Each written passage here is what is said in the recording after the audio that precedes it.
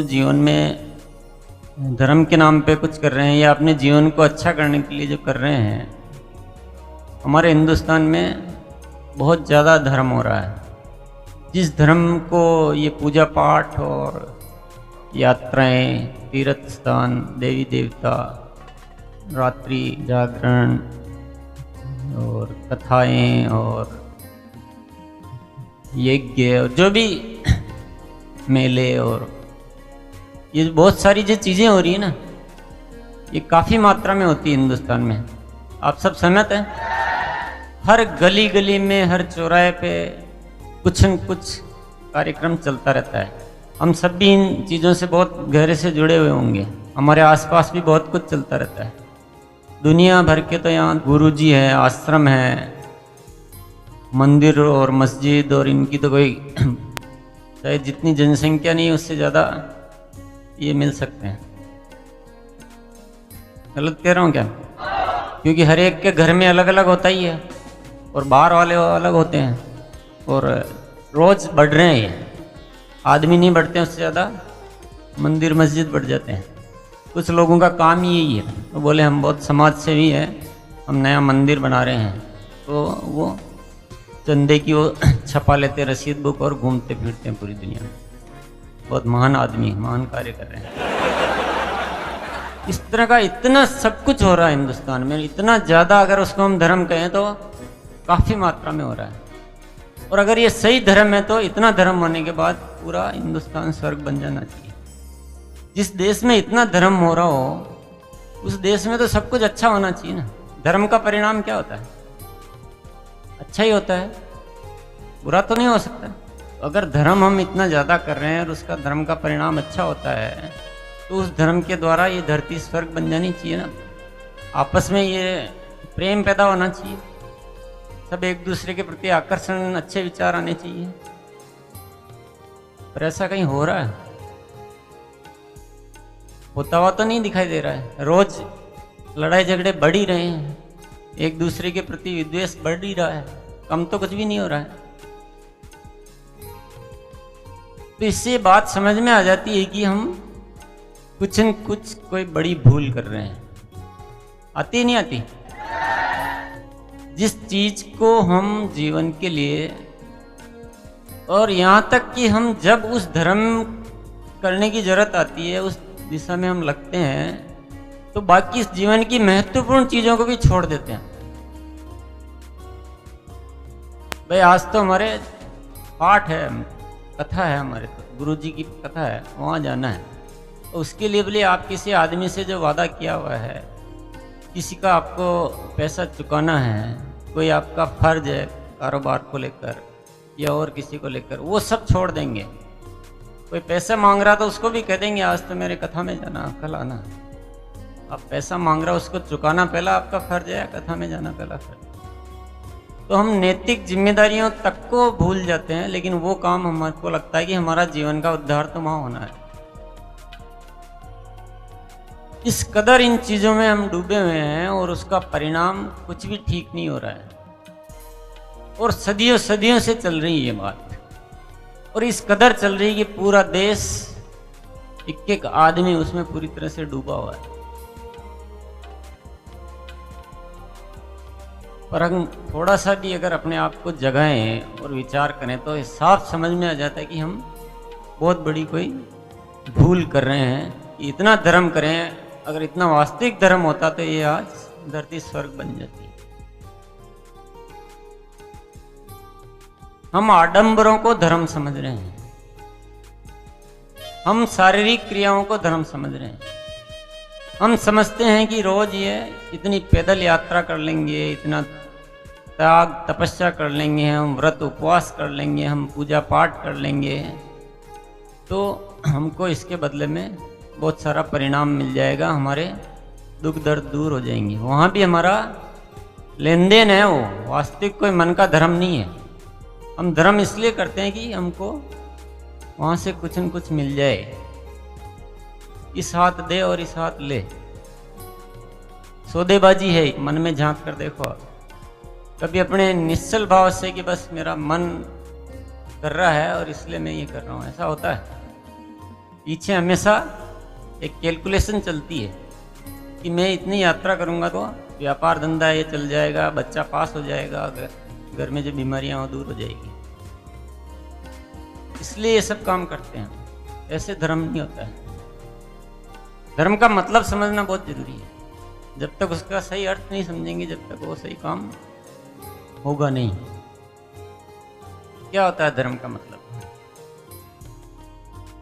धर्म का मतलब होता है हमारे भीतर हमेशा अच्छे विचारों की उत्पत्ति होनी।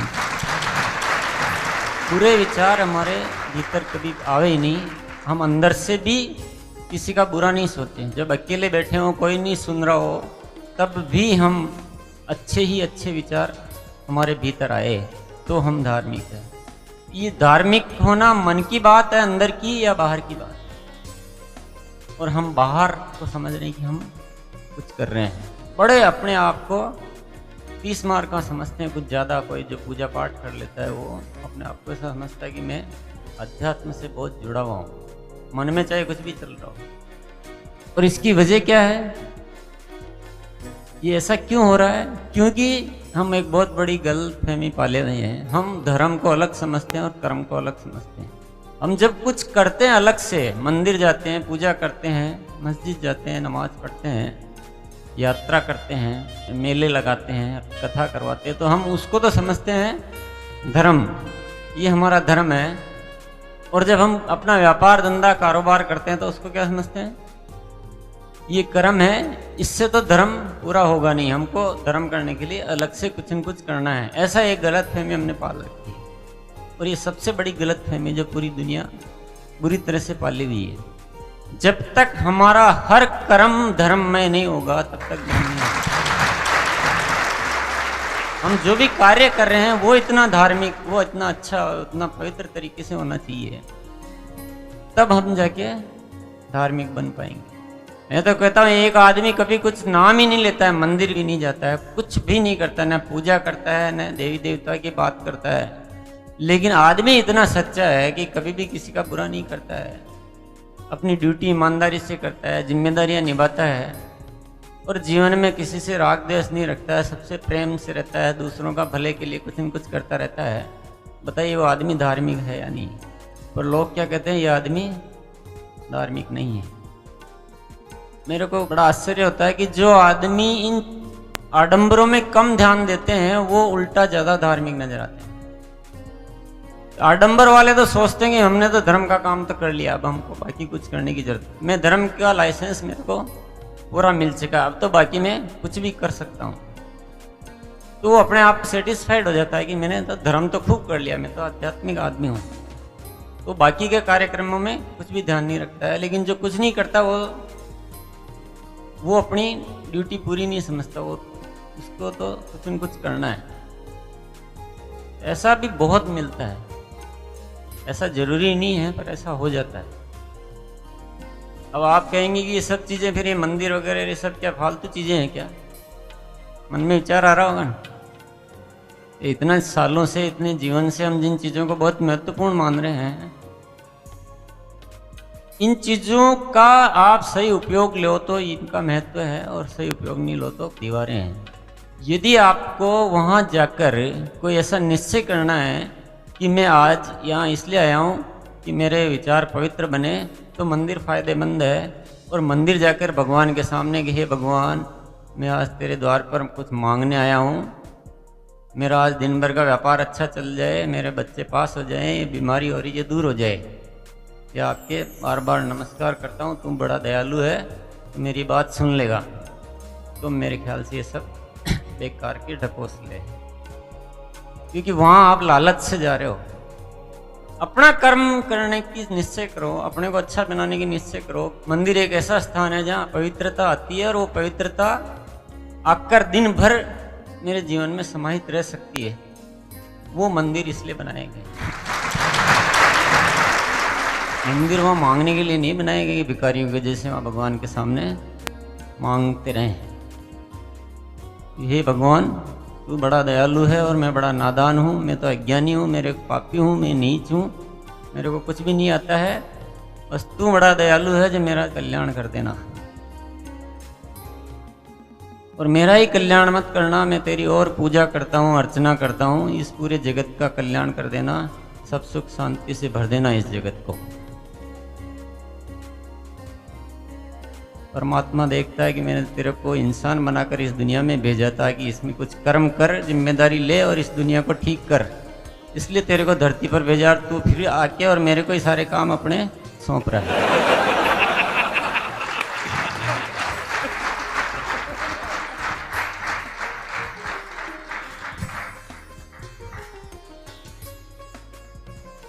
परमात्मा कहता है मैंने तो तेरे को सम्राट बनाकर इस धरती पे भेजा था। अगर भिखारी बनाना होता तो मैं तेरे को जानवर बनाता, इंसान नहीं बनाता। पर तू तो वहां जाकर भी भिखारी बन गया। मांगने की आदत तेरी छूटी नहीं। भगवान के द्वार पर जाकर भी हम मांगते हैं, ये बड़ी शर्म की बात है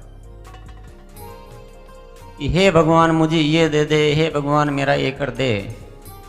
ये स्थान तो इसलिए बनाए गए हैं कि हम अपने आप को रोजाना पुनः स्मरण कर सकें कि नहीं कल भी कहीं कहीं मैं चूक गया था। अगर वो काम आप घर पे भी कर सकते हैं तो आपके लिए वो भी मंदिर है। उस स्थान का इतना महत्व नहीं है। मंदिर इसलिए है कि यहाँ अगर दिन भर अच्छे लोग जाएंगे, अच्छा काम होगा तो वहाँ वाइब्रेशंस बहुत अच्छी रह सकती है। लेकिन आजकल हम लोग ऐसा कुछ तिकड़मबाजियाँ कर रहे हैं कि वहाँ की वाइब्रेशंस भी सारी दूषित हो गई है। तो हर चीज परमात्मा ने देने में कुछ कमी नहीं रखी हुई है, हम उसका सही उपयोग नहीं कर पा रहे हैं। कुछ कमी नहीं है, हम खामखा रो रहे हैं कि जीवन में बहुत समस्याएं हैं, गरीबी है, कठिनाइयां हैं। है कहीं गरीबी? हमारे विचारों में गरीबी है और कहीं भी गरीबी नहीं है। और आप सोचते हैं आज मेरे पास कुछ नहीं है, आज दुनिया सारी आपके पास मौजूद है। आप चाहो तो 6 महीने में, 1 साल में, 2 साल में अपनी जिंदगी को पूरा तब्दील कर सकते हो, लेकिन अपने कर्मों से होगा। भिखारी के जैसे मांगने से कुछ नहीं मिलेगा। भिखारी के जैसे हम मांगेंगे तो हमारी औलादें भी वही करेगी। तो ये इस तरह के विषयों को इस जीवन एक खोज में पूरी तरह से स्पष्ट किया गया है और इसमें बताया गया है कि जो भी है वो हम हैं। सब कुछ हमारे पास, सब कुछ मौजूद है, उसको पहचान नहीं पा रहे हैं। इस शक्ति को जगाने का प्रयास किया गया। आप ही इस जगत के रचयिता हो। एक आदमी के जब विचार अच्छे हो जाते हैं तो वो इस पूरी सृष्टि में पता नहीं क्या क्या कर देता है। इंसान वो का वही है, वही हाथ पैर पांव सब कुछ सेम, पर विचार अच्छे होते ही वो अकेला एक आदमी इस धरती के लिए पता नहीं क्या कर देता है। और जब विचार अच्छे नहीं हो पाते हैं, हम दुनिया की भीड़ में ऐसे खो गए कि हम अपने अस्तित्व को ही भूल गए। बहुत एक इंसान में बहुत शक्ति है और इंसान को इस तरह से बनाया गया है। परमात्मा की इतनी कृपा है कि वो अपने अच्छे विचारों से इस पूरी दुनिया को आकर्षित कर सकता है। इस दुनिया को जैसे चाहे मोड़ सकता है और जैसे चाहे बना सकता है। बहुत ताकत है आप सब में, पर आपको प्योर बनाना पड़ेगा। पहले शुद्ध नहीं बनाएंगे, अपने महत्व को भूल जाएंगे। और दुनिया में दूसरों को महत्व इतना ज़्यादा दे दिया हमने और खुद को हम कमज़ोर समझते हैं। हमेशा यही सोचते रहते हैं। इसलिए सबसे पहला चैप्टर है धारणाएं। धारणाएं कह दो, सिद्धांत कह दो। पूरी जिंदगी हमारी किस बेस पे चलती है? धारणाओं के बेस पे चलती है। और इसमें ये लिखा हुआ है कि धारणा बनाना, सिद्धांत बनाना ही गलत है। सही और सही सिद्धांत क्या और गलत सिद्धांत क्या है उसका मतलब ही नहीं है। सिद्धांत बनाना ही गलत है, सही है तब भी गलत है। वो सिद्धांतों पे जीवन नहीं चलता है। जीवन प्रतिदिन एक खोज है। आपको सब कुछ दिया है ना, अपनी सोच दी है, ये दिया है, इसको काम में क्यों नहीं लेते? अब मैंने कह दिया है कि हाउ टू डू बुक पढ़नी चाहिए। अब मैंने कह दिया लोग पढ़ रहे हैं, बार बार पढ़ रहे हैं, कुछ याद कुछ भी नहीं रहता, न उसके अकॉर्डिंग कुछ करते हैं। पढ़ते खूब है, ये रोज़ पढ़ता हूँ, रोज़ मीटिंग में जाता हूँ, कोई भी मीटिंग नहीं छोड़ता हूँ। तो जो मीटिंग में बताते हैं वो कुछ भी नहीं करते हैं। तो धारणाओं का मतलब ये है, इसमें ही कहा गया कि धारणाएं ऐसे नहीं बनानी कुछ भी कि इन्होंने कह दिया है। अपने सारे एनालिसिस के बाद, प्रयोग के बाद, ऊपर नीचे विचार के बाद फिर उस चीज़ को अपनाना है।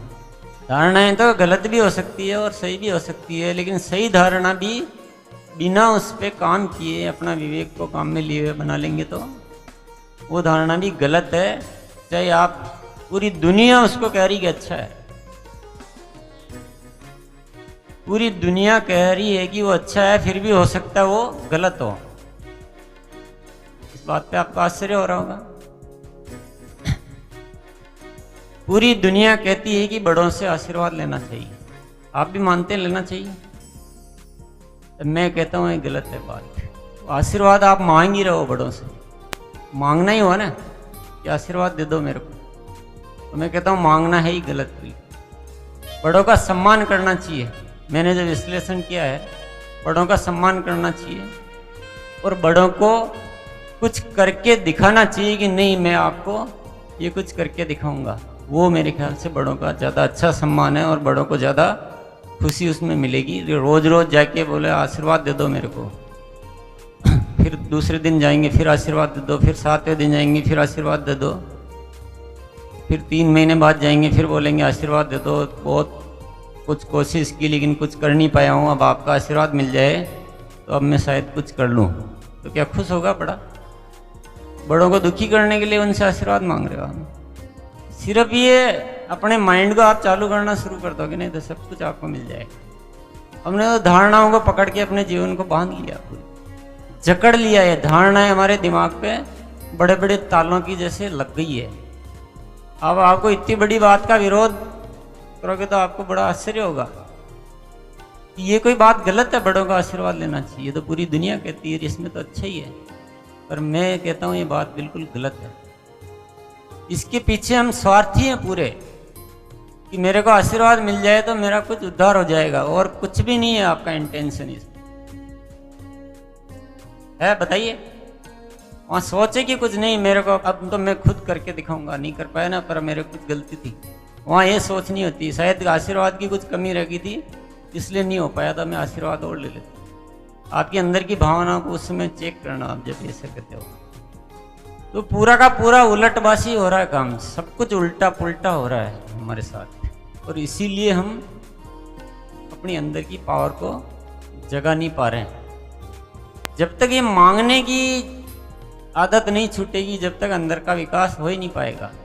और वो बहुत माइन्यूटली आपको बारीक बारीक चेक करना पड़ेगा। हर जगह हमारा इंटेंशन मांगने का रहता है, बस मिल जाए भाई। आरसीएम में भी इस निगाह से मत आना कि ये आरसीएम तो चल रहा है तो हम भी जुड़ जाते तो हमको भी मिल जाएगा। कुछ नहीं होने वाला ऐसे, कहीं भी कोई पूरी दुनिया में कहीं भी चले जाओ ऐसा कुछ मिलने वाला नहीं है। और ऐसे इसलिए हमको ये जीवन मिला भी नहीं है। सबके लिए अच्छा सोचो और ऐसा कुछ कि दूसरों के लिए हम क्या कर सकते हैं, तब ये जीवन चलेगा।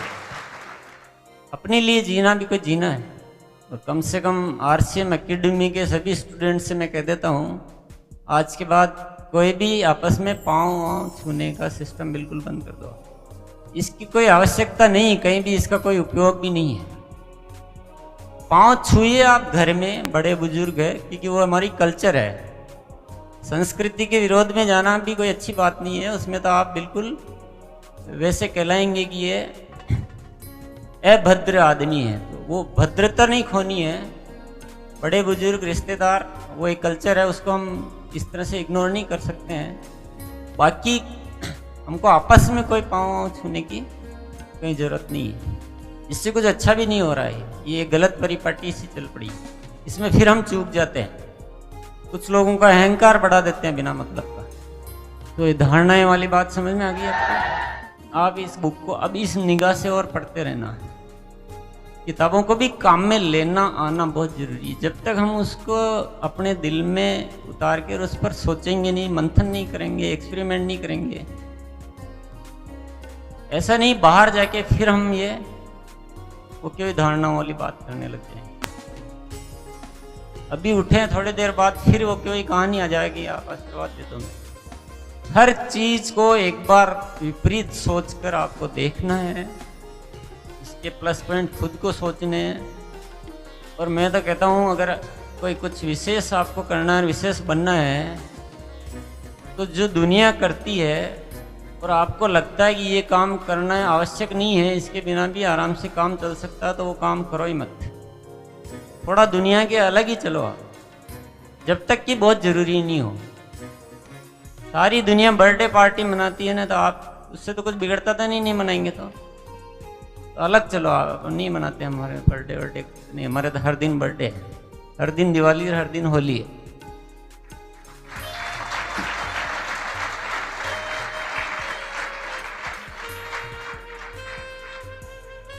धारणाओं और सिद्धांतों के बारे में जो मैं बात कर रहा हूँ, ये है अंदर की बात कर रहा हूँ, विचारों की और भावों की बात कर रहा हूँ। औपचारिक जीवन में तो सिद्धांत और धारणाएं चाहिए। आपको यहाँ से जयपुर जाना है तो जयपुर वाली बस में ही बैठना पड़ेगा, उसमें अपना वो नहीं देखे। मैं चित्तौड़ जाने वाली बस में बैठकर देखता हूँ, मैं दुनिया तो उधर चलती है ना, मैं अलग चलने की कोशिश। अब गुरु के नाम पर भी हमारे एक बहुत बड़ा ताला लग जाता है। बात लगभग यही की यही है, किसी भी गुरु को आप सुनो, पढ़ो, जो भी करो, कोई मनाही नहीं है। हर गुरु को सुन सकते हो, आपको जितना समय हो और जितनी आपकी शक्ति हो, उसमें कोई दिक्कत नहीं है। कि उसकी बात का भी पहले विरोध करके देखो कि ऐसा क्यों करें, गुरुजी ने कहा पर ऐसा क्या जरूरत है, और अपने आप आपको समझ में आ जाएगा कि कौन सी बात ठीक है और कौन सी बात गलत है, कौन सी कितने % करने की ज़रूरत है, या उससे भी ज़्यादा करना चाहिए। गुरुजी ने तो इतना ही बताया था, मेरे को इससे भी और ज़्यादा करना चाहिए। वहाँ से तो इशारा मिला आपको, बाकी सब कुछ अपने को करना है। तो आप एक क्रिएटर बनोगे। आप अभी तक क्या आप सिर्फ फॉलोअर हो, और फॉलोअर बनने से काम चलता नहीं है, आपको क्रिएटर बनना पड़ेगा, खुद से कुछ पैदा करना पड़ेगा। ये दिमाग में से भ्रांति निकाल दो कि गुरुजी ने ये कहा है और वो नहीं करेंगे तो हमको पाप लगेगा या गुरुजी नाराज हो जाएंगे। ऐसे नाराज होने वाले गुरुजी के पास जाना ही बंद कर दो। तो जो बातें अच्छी लगती है वो हमको अपनानी है, जो अच्छी नहीं लगती वो नहीं अपनानी। और जो गुरुजी आपको डराते हैं, ये करो तो ये फल मिल जाएगा और ये नहीं करोगे तो पाप लग जाएगा, ये फल और पाप ये केवल डराने के तरीके हैं। या तो क्या लालच बता देते हैं कि यहाँ इतना दान करोगे या ये करोगे या ये कथाएं करोगे तो आपके जीवन के सारे दुख मिट जाएंगे, ये हो जाएगा, वो हो जाएगा। ये क्या हुआ? लालच। और या फिर ये नहीं करोगे तो इतना पाप लग जाएगा, आपके साथ बुरा हो जाएगा। ये क्या हुआ? डर। और ये दोनों ही चीज़ें हमारे जीवन में बहुत खतरनाक वायरस है। अगर हम बहुत अपने दिमाग से हर चीज़ अच्छा करते हैं, अच्छा सोचते हैं, दुनिया के लिए अच्छा करते हैं, अच्छे विचार रखते हैं, प्रेम से रहते हैं, किसी का ज़िंदगी में बुरा नहीं सोचते हैं, तो आपका कोई बिगाड़ सकता है कुछ? आप लाखों लोगों की दुआएं लेकर अगर जीते हैं तो कौन सा डर फिर आपको, किस बात का डर है? किसके कहने से आप डर जाते हो? जब आप किसी का बुरा करते ही नहीं हो तो क्या केवल गुरुजी ने ये कह दिया कि ऐसा नहीं करोगे तो आपको पाप लगेगा, आपके नक्षत्र खराब है, ये ग्रह ठीक हो जाएंगे? गुरुजी के हाथ में ग्रह नक्षत्र ठीक करना, खुद के तो ठीक कर लो पहले, दुनिया को ठीक करने में लगे। मैं किसी भी चीज़ की निंदा नहीं कर रहा हूँ, समझ रहे ना आप? मैं सिर्फ ये बता रहा हूँ कि हर चीज़ को काम में कैसे लेना है।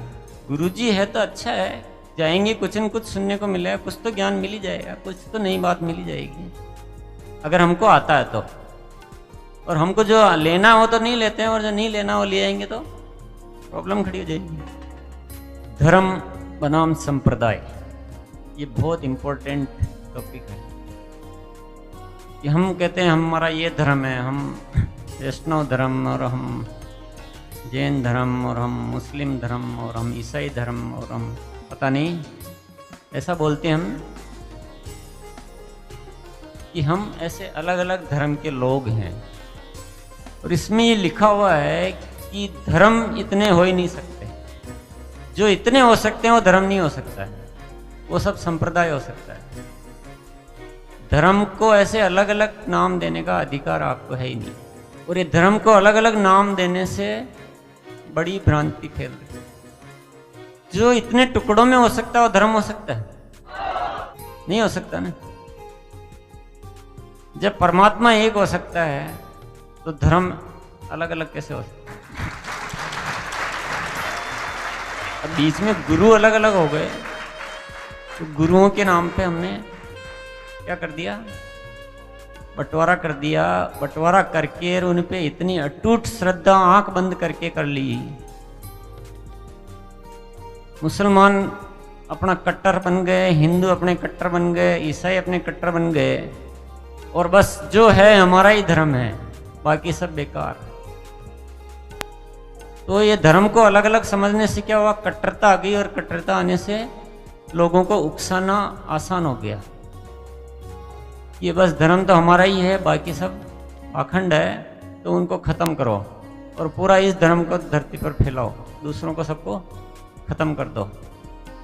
ये कहानी बनते बनते आज ऐसा एक जहर घुल गया हमारे जीवन में कि हम आपस में लड़ाने के लिए सबसे अच्छा तरीका क्या हो गया, धर्म के नाम पे।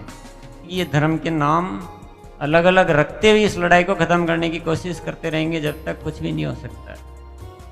इनको संप्रदाय रहने दें और धर्म को केवल हम एक ही शब्द रखें कि मानव धर्म, तो ये लड़ाई झगड़े खत्म होंगे।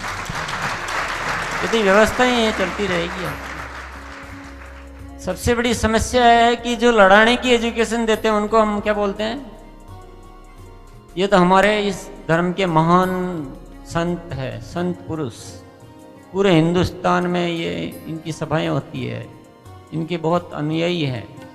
उनको इतना ऊंचा स्थान दे देते हैं और उनकी बातों को इस कदर मानने लग जाते हैं कि वो लड़ाने और उकसाने में, हमको अंदर ही अंदर पता ही नहीं चलता हम क्या कर रहे हैं। अपने धर्म के लिए हम जान भी दे सकते हैं। आप जान क्या दे सकते हो, आप सबसे बड़ा पाप कर रहे हो। इस किताब में जो बहुत सारी चीज़ें लिखी हुई है जो मैं बता रहा हूँ, इसमें आप ये दुनिया भर की चिंताएं मत पाल लेना आप कि अब मैं कैसे करूँगा, इतनी बड़ी दुनिया का सब कुछ ठीक कैसे करूँगा, या सब जाके बाहर जाके और सब इसके विरोध में या कुछ काम करने लग जाओ। आप इस झंझट में मत पड़ जाना कहीं भी। आपको सिर्फ अपना रवैया ठीक रखना है, बस अपने विचारों को ठीक करना है। अपने को ये धर्म भीरू या धर्म कट्टरता इसमें नहीं पड़ना है। अपने को उनके कहने से कभी लड़ना झगड़ना नहीं है। अपने को ठीक होना, बस खुद को, दुनिया को ठीक करने में ज़्यादा उग्र मत हो जाना। प्रयास अंदर ही अंदर करते रहना है, जैसे अपन कर रहे हैं अभी। अपन ये प्रयास कर रहे हैं ना अंदर ही अंदर से ताकत।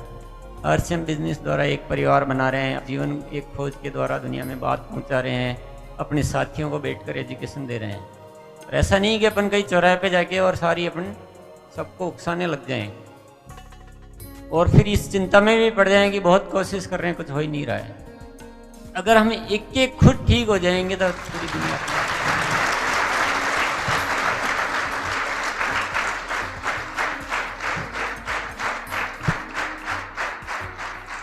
अब इस एक सही नजरिए से इस पुस्तक को आप पढ़ते रहें, आप ये काम खुद कर देगी। ये अगर किताब आप पूरी दुनिया में फैला दोगे और इस किताब को पढ़ना सीख जाएंगे, ये किताब सारा काम कर देगी। आप ये जिंदगी का सबसे बड़ा जो खजाना है या जो एक नजरिया होना चाहिए, वो सारा इसमें पूरा स्पष्ट किया गया है। ये जो ताले लगे हुए हैं, बहुत भारी भारी ताले हमारे ऊपर है, क्योंकि बिल्कुल जो चल रहा है और उससे एकदम बहुत बड़ी भूल हम कर रहे हैं। बिल्कुल सोच को अलग दिशा में हम ले जा रहे हैं और इसमें जो कहा गया वो बिल्कुल एकदम विपरीत दिशा है। तो ये थोड़ा भारी मामला है। जल्दी से किसी की हिम्मत ही नहीं होती भी ऐसे डिसीजन लेने की, नहीं होती ना। एकदम से आप पुरानी चीज़ों को छोड़ नहीं पाओगे, इसको अपना नहीं पाओगे। पर ये धीरे धीरे करने का काम नहीं है। जब ताले बहुत भारी हो जाते हैं और जंग आ जाता है तो चाबियों से भी नहीं खुलते। उनको तो एक बार गंभीर चोट देकर तोड़ डालो। एक बार पक्का निर्णय कर लो, खुद के लिए कर लो कि अब इन बातों को ठीक से समझना है और अपनाना है और मेरे अपने अस्तित्व को जिंदा करना है। हमने क्या अपना अस्तित्व को खो दिया पूरी तरह से। हम समझते हैं हम तो कुछ है ही नहीं, जो भी है हमको कहीं से मिल जाए तो हमारा जीवन चलेगा। और ये इसी सोच की वजह से हमारा विकास ही रुक गया। सारा विकास जब ही शुरू होगा जब हम अपने अस्तित्व को जिंदा करेंगे, अपनी पहचान बनाएंगे, अपने विचारों के द्वारा कुछ अभिनव सोचेंगे, कुछ क्रिएट करेंगे हम। हर इंसान को अपना क्रिएटर बनना पड़ेगा। और ये भी मत मान लेना कि मैं जो सिखा रहा हूं उससे आपका कुछ काम हो जाएगा, वो हो ही नहीं सकता। वो सब चीजें इसमें लिखी हुई है, लकीरें बना के और उस पर कोई चल जाए उससे काम हो जाएगा, कुछ नहीं होना। आपको अपनी अपनी खोज जारी रखनी पड़ेगी। जैसे मैंने कुछ खोज करने की कोशिश की, वैसे आपको भी अपनी खोज जारी रखनी है।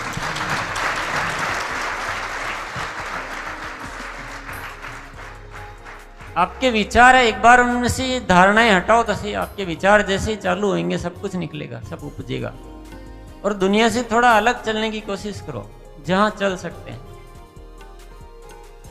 जहां कुछ भी नहीं बिगड़ता है, आराम से वो अलग चलने का रास्ता अपनाया जा सकता है, वहां अलग चलने की कोशिश करो। हम दुनिया के साथ चलने के चक्कर में गलत चीजों की इतनी कॉपी करते रहते हैं, इतनी कॉपी करते रहते हैं कि कुछ ठीक हो ही नहीं पाता है। सारी दुनिया दिवाली पे पटाखे छोड़ते हैं, तो किसी को कितना भी समझाओ उसको पता नहीं, उसका दिमाग चलता ही नहीं है। अरे छोड़ रहे हैं जिनको छोड़ने दो ना, अपन नहीं छोड़ेंगे तो काम चल जाएगा ना अपना। अब ऐसे ऐसे धीरे धीरे कुछ अलग करते जाओ दुनिया से, और आपका मन नहीं लग रहा है कि नहीं ये तो एंजॉय ये करना चाहिए, ऐसे तो जिंदगी में कुछ मजे ही नहीं रहेंगे, ऐसा भी सोचते लो। तो तुम मजा लेना तुमको आया क्या, अभी तो तुम कुछ मजा ही नहीं ले रहे हो। कुछ जिंदगी में क्रिएट करके देखो, फिर जिंदगी में कितना मजा है। ऐसे बर्बाद करने से थोड़ी मजा है। आपको होश ही नहीं है कि हम इस दुनिया को किस गलत दिशा में, कितना पॉल्यूशन फैला रहे हैं, कितने एक्सीडेंट हो रहे हैं, क्या हो रहा है, उससे कुछ मजा आ रहा है आपको। यानी आपकी आत्मा मर गई है और आपको ऐसी चीजों में भी मजा आता है। ऐसे आत्मा को मारो मत, आत्मा जिंदा रहने चाहिए। और हमें क्या हिम्मत नहीं होती कि पूरी दुनिया कर रही है तो हमें अब पता नहीं, मैं अलग सोचता हूँ ठीक नहीं होगा। ये सबसे बड़ी बीमारी है हमारे ऊपर। मैं तो कहता हूँ ज्यादातर चीजें वो सब गलत है जो पूरी दुनिया कर रही है। ज्यादातर चीज 90% गलत हो रहा है। अब लोग 31 तारीख को पता नहीं रात रात भर बाहर जा रहे हैं, कर रहे हैं, मेरे को कुछ समझ में आज तक नहीं आ पाया कि इसके पीछे लॉजिक क्या है। पुराना साल को विदाई दे दी, नया साल आ रहा है और बड़ा सेलिब्रेट कर रहे हैं, जैसे कोई पिछले साल में बहुत कोई अच्छा पुण्य कर लिया हो, उसका सेलिब्रेशन मना रहे हैं। करने के लिए जीवन में बहुत कुछ है, कुछ क्रिएट करो, कुछ अच्छा सोचो, उस दिन बैठ के कुछ अच्छा प्लान बनाओ कि नहीं इस साल 10 लोगों का मेरे को अब जीवन सुधारना है, मैं 20 लोगों को टेक्निकल अचीवर पे कैसे पहुंचा सकता हूँ, उसके लिए प्लानिंग करता हूँ। ये नया साल आ रहा है, 2009 आया था, इस 2009 को विशेष बनाना है। इसमें अभी RCM बिजनेस को ऊंचाई पर ले जाना है, और जो भी लोग सफल नहीं हो रहा उनको सफलता के मुकाम पर, ऊंचाइयों पर ले जाना। ये तो कोई नए साल की कुछ बात है। इसमें आनंद नहीं आता है क्या? इसमें मजा नहीं आता है ऐसा सोचने में? तो मजा लेना आना चाहिए ना। मजा पता नहीं किन चीजों में ले रहे हैं हम, बर्बादी में मजा ले रहे हैं। तो दुनिया को करने दो ना, दुनिया कर रही है तो आप भी उसमें चले गए, ये कौन सी बात हो गई? भीड़ मत बनो आप। ये कोई भेड़ों की भीड़ नहीं है जो जिधर सारी भेड़े जा रही उधर ही हमको ही जाना है। ये भीड़ है ना, हमको बर्बाद करके रख देगी। हमको अपनी पहचान बनानी है, हमको ऐसा कुछ बनना है कि लाख हजार करोड़ आदमी भी खड़े हो तो आपका चेहरा अलग नजर आए, आपका प्रकाश अलग जगमगाए।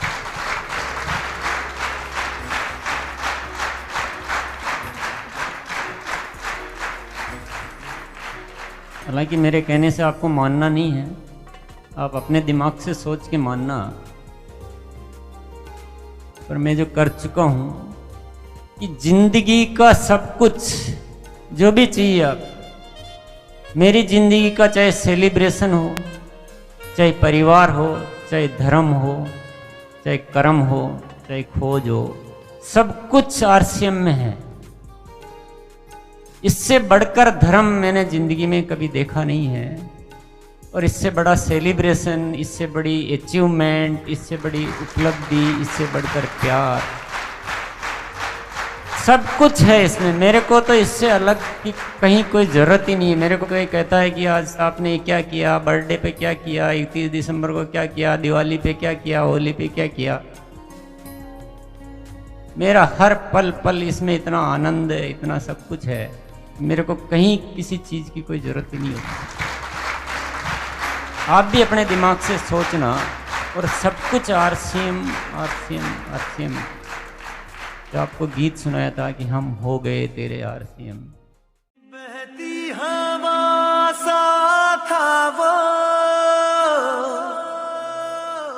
उड़ती पतंग सा था वो,